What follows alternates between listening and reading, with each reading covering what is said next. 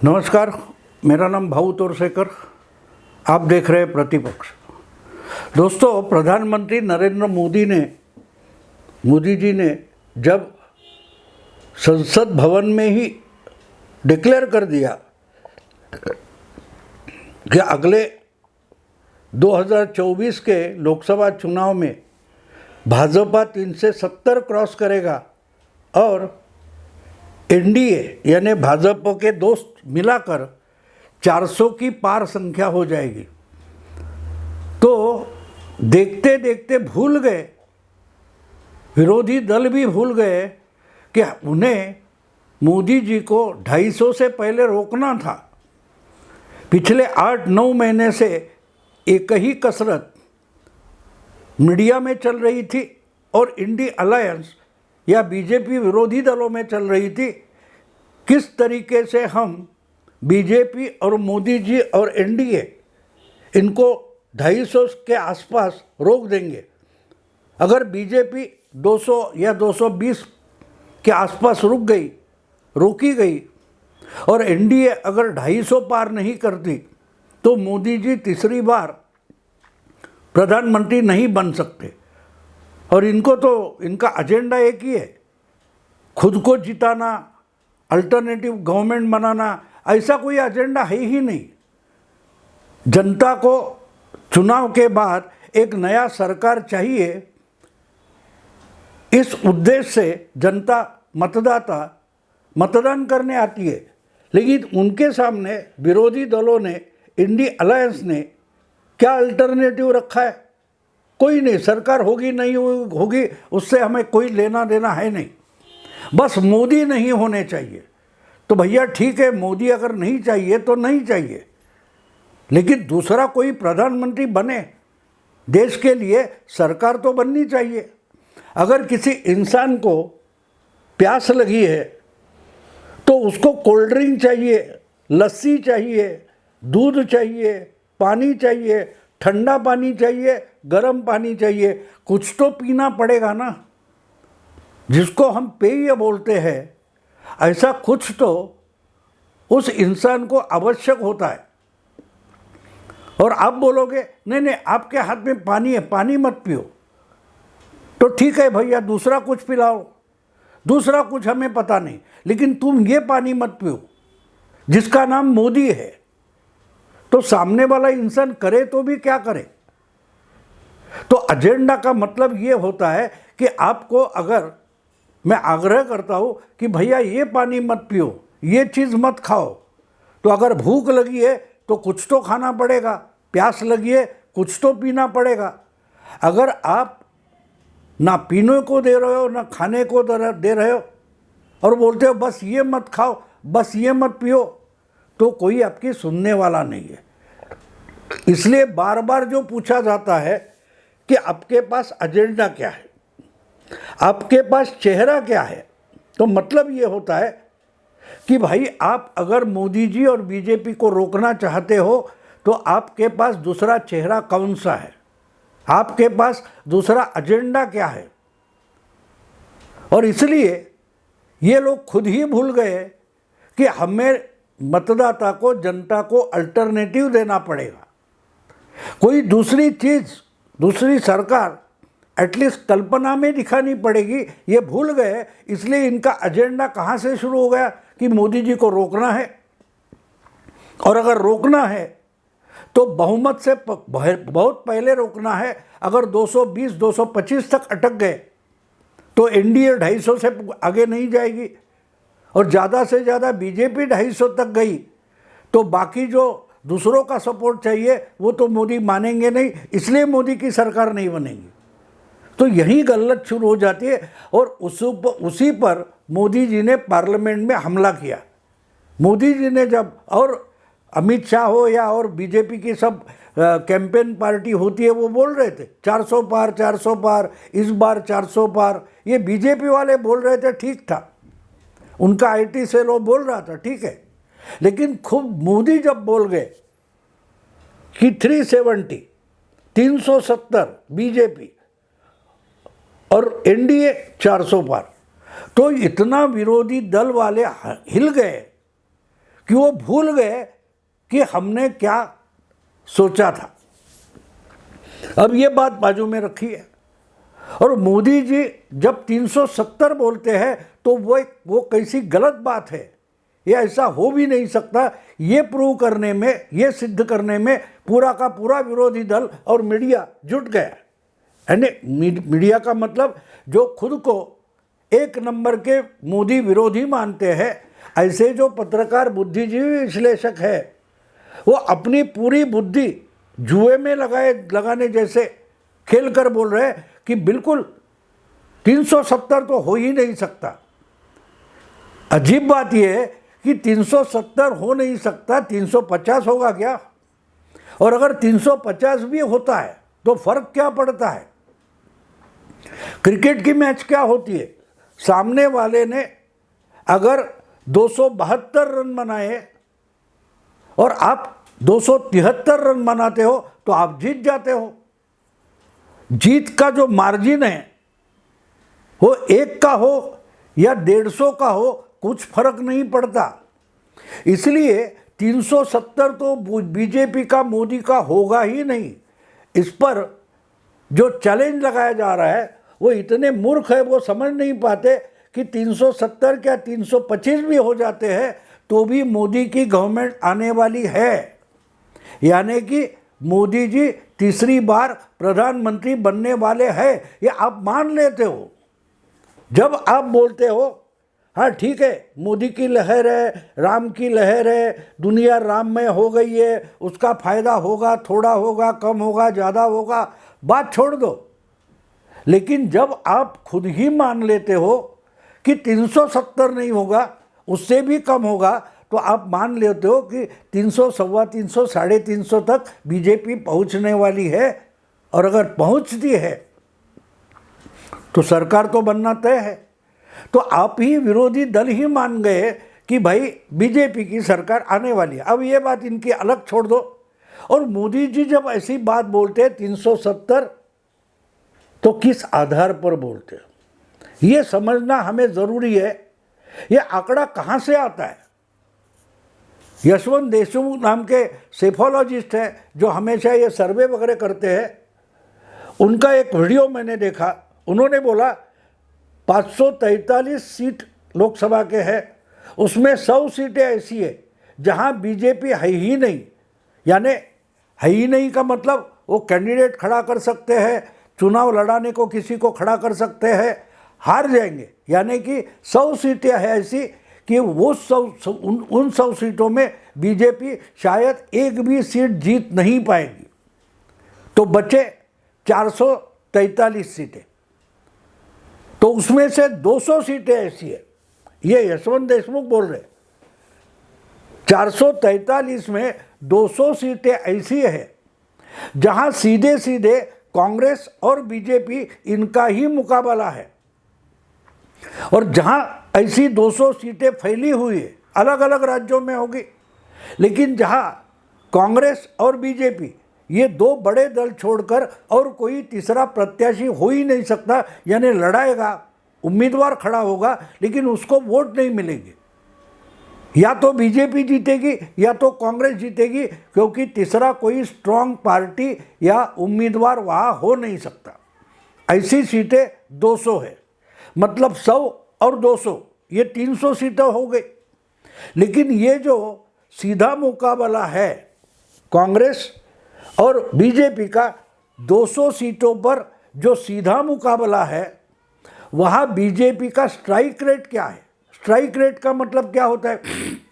Strike rate का मतलब होता है कि आप जितने उम्मीदवार खड़े करते हो उनमें से कितने प्रतिशत आप जीत जाते हो, उसको स्ट्राइक रेट बोलते हैं। यानी आपने 100 उम्मीदवार खड़े कर दिए और उसमें से 30 जीत कर आते हैं तो आपका स्ट्राइक रेट होता है 30। आपने 100 उम्मीदवार खड़े कर दिए, आपके उसमें से 50 जीत कर आते हैं तो उसको बोलते हैं स्ट्राइक रेट 50।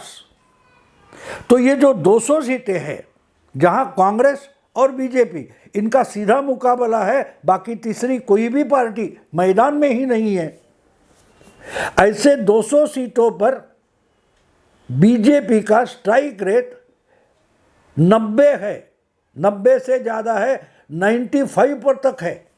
मतलब ये कि 200 सीटें ऐसी है जहां 190 के आसपास सीटें बीजेपी ने इसके पहले लगातार जीती हुई है।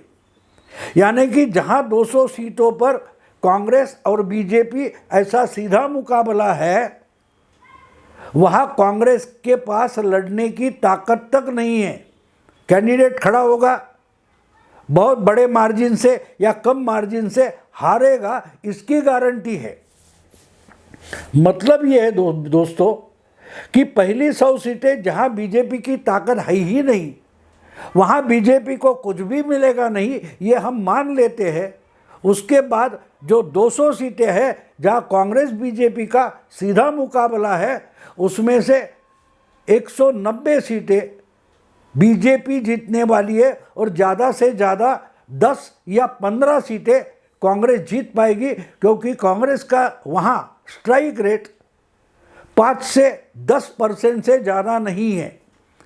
यानी 200 में से कम 180 सीटें, कम से कम 180 सीटें बीजेपी जीतने ही वाली है। तो ये कितना मामला हुआ, 100 और 200, तो 300 सीटों में 180 से 190 सीटें बीजेपी पक्का जीतने वाली है। अब ये 300 सीटें अलग करो तो 543 सीटों में बचते हैं 243 सीटें। यशवंत देशमुख ने बड़ा सिंपल बना दिया है कि पूरी लोकसभा जो है 543, उनको 3 गुटों में बांटा है, जहां एक में बीजेपी की कोई ताकत नहीं है, दूसरे में बीजेपी और कांग्रेस छोड़कर तीसरी कोई पार्टी नहीं है, और तीसरा गुट जो है 543 सीटों का, वहां कांग्रेस की कोई बड़ी ताकत है नहीं। बीजेपी और छोटे या क्षेत्रीय दल, इनकी लड़ाई होती है, ऐसे 243 सीटें हैं। अब ये कौन सी जगह है, आप समझ सकते हो कि ऐसी बंगाल की है। बंगाल में 42 सीटें हैं। 42 सीटों में कांग्रेस ने पिछली बार 2 सीटें जीती थी, और आज तृणमूल कहती है अगर साथ में आना है तो हम 2 सीटें आपके लिए छोड़ेंगे, वरना वो भी नहीं छोड़ेंगे। मतलब बंगाल एक ऐसा राज्य है जहां 42 में 41 या 40 सीटों में सीधा कांग्रेस, बीजेपी और तृणमूल कांग्रेस की लड़ाई है। बिहार की बात लीजिए, बिहार में 40 सीटें हैं, वहां कांग्रेस बिल्कुल दुबली पार्टी है। या तो नीतीश कुमार या तो लालू के मेहरबानी पर, खैरात पर कांग्रेस पिछले 10 साल से राजनीति कर रही है, अपनी कोई ताकत है नहीं। बिल्कुल वही बात हम तमिलनाडु में देख सकते हैं। तमिलनाडु में 39 सीटें हैं, 39। इसमें अगर भी कांग्रेस सीधे सीधे अपनी ताकत पर लड़ना चाहे तो एक भी सीट कांग्रेस जीत नहीं सकती, क्योंकि तमिलनाडु में कांग्रेस के पास 3 या 4% भी वोट नहीं है। यानी वहाँ अगर डीएमके इनको 5-8 सीटें देती है तो शायद वो सब जीत सकते हैं, लेकिन डीएमके की मेहरबानी पर ये चलता है। तो जहाँ क्षेत्रीय दल है, जैसे मैंने बोला कि बंगाल है, बिहार है, तमिलनाडु है, तमिलनाडु में डीएमके की मेहरबानी पर कांग्रेस की सीटें आ सकती है, लेकिन वहाँ बीजेपी तो मुकाबले में है नहीं। तो इसलिए तमिलनाडु, मैंने जो तीसरी कैटेगरी बोली, तीसरा एक गुट बोला है जिसमें 243 सीटें हैं, वहाँ कांग्रेस है नहीं। बीजेपी और क्षेत्रीय या छोटी पार्टियों से बीजेपी लड़ती है। उड़ीसा 21 सीटें हैं। उड़ीसा में कांग्रेस की इतनी ताकत बची नहीं है, जहां बीजेडी ये क्षेत्रीय दल है और बीजेपी, इनमें ही लड़ाई चलती है, और कब बीजेपी ज़्यादा आती है, कभी बीजेडी ज़्यादा आती है। बिल्कुल वही बात हम तेलंगाना में देख सकते हैं। लेकिन वहाँ कांग्रेस भी है। छोड़ दो, यूपी ले लो, उत्तर प्रदेश, ये ऐसा देश का सबसे बड़ा राज्य है जहाँ 80 सीटें लोकसभा में चुनकर भेजी जाती है। कांग्रेस की ताकत वहाँ क्या है? कुछ भी नहीं है। जो अमेठी और रायबरेली, ये 2 चुनाव क्षेत्र ऐसे हैं जो गांधी परिवार की खानदानी विरासत है। उसमें से भी पिछली बार अमेठी की सीट कांग्रेस के हाथ से चली गई। राहुल गांधी हार देखकर भाग गए केरला में और वहाँ से लोकसभा पहुँचे और अमेठी में हार गए। तो यूपी में किसके साथ बीजेपी की लड़ाई है? बीजेपी की लड़ाई सीधे सीधे मायावती या अखिलेश के साथ है। बिहार में बीजेपी की लड़ाई लालू यादव, नीतीश या बीजेपी, इनमें ही थे। कांग्रेस की ताकत बड़ी है ही नहीं। झारखंड में हम देखेंगे वही बात है। तो ये जो 243 सीटें हैं, उस 243 सीटों में बीजेपी अगर पूरी ताकत अपनी झोंक दे तो बीजेपी कम से कम 150 सीटों से ज़्यादा जीत सकती है।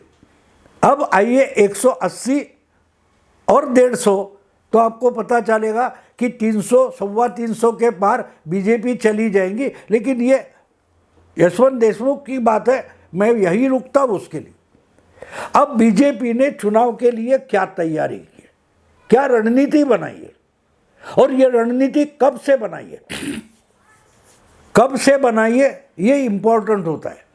जो बच्चा साल भर, हर दिन, हर हफ्ते, हर महीने अभ्यास करता है, उसको परीक्षा का डर नहीं होता।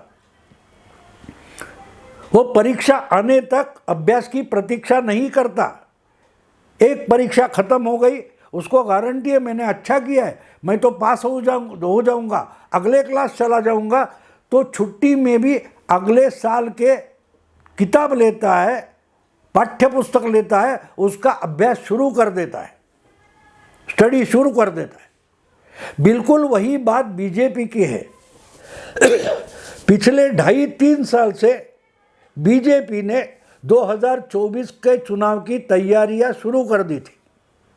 असल में 2019 का चुनाव खत्म होने के बाद बीजेपी ने अपने पूरे चुनाव के रिजल्ट का बहुत बड़ा अभ्यास किया है, स्टडी किया है, रिसर्च किया कि हमें 303 सीटें मिल गई तो क्यों मिली है,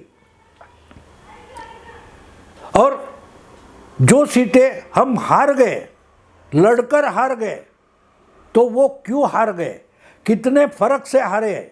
अब आपको बता दूं कि जो 303 सीटें बीजेपी ने 2019 में जीती, उसमें से 224 सीटें ऐसी थी कि वो सीटें बीजेपी ने उस चुनाव क्षेत्र में 50% से ज़्यादा वोट पाकर जीती है। अकेले उत्तर प्रदेश में बीजेपी ने 40 से ज़्यादा सीटें एक एक चुनाव क्षेत्र में 50% से ज़्यादा वोटों से जीती है। दिल्ली के 7 सीटों में 5 सीटें ऐसी है कि बीजेपी ने 50% से ज़्यादा वोट पाकर जीती है। तो ये गणित समझना बिल्कुल और बहुत इम्पोर्टेंट होता है कि जहां 224 क्षेत्र में बीजेपी ने 50% से ज़्यादा जीते हैं, वो उनके लिए आसान सीटें हैं। थोड़ी मेहनत करें तो तीसरी बार वहाँ से चुनकर आएंगे। लेकिन जहाँ बीजेपी ने 50% से कम वोट पाए फिर भी सीट जीती है, ऐसी 70 सीटें हैं। कई 4-5 हज़ार से जीती है, कहा 50,000 के फर्क से जीती है, कोई सीट 32-34% वोट से जीती है, लेकिन 50% नहीं, कई 40%, 42%। तो ये सब सीटें, जो 300 से ज़्यादा सीटें बीजेपी ने जीती, क्यों न वहाँ हम 50% से ज़्यादा वोट पाकर अगली बार जीतेंगे। ये तय हुआ था 2019 में, और 2019 से लेकर ये सब चुनाव क्षेत्र जो है जहां बीजेपी 70 सीटों का अभ्यास जो है वो उस समय हुआ था, और वहां से प्लानिंग शुरू हो गई कि अगली बार ये पूरी की पूरी 300 सीटें 50% से ज़्यादा वोट पाकर ही जीतेंगे, और इसके लिए 5 साल से वहां मेहनत करेंगे। जहां आज भी हमारा एमपी है, ठीक है कम वोटों से जीता है, लेकिन जीता है। अगर वहां हम अपनी जड़ पक्की करें, पाँव जमीन पर रख के काम करें, तो अगली बार 50% वोट पा सकते हैं। ये उनका गणित था। अब उसके आगे जाकर देखिए, 300 से आगे 160 सीटें ऐसी थी जहां बीजेपी ने 5-10 हजार से लेकर 50-60 हजार के फर्क से चुनाव हारा था।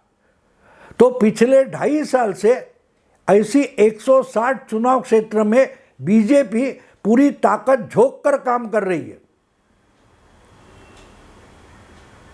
यानी इस बार उस क्षेत्र में थोड़े फर्क से हो लेकिन जीतेंगे, ये कोशिश 2.5 साल से चल रही है।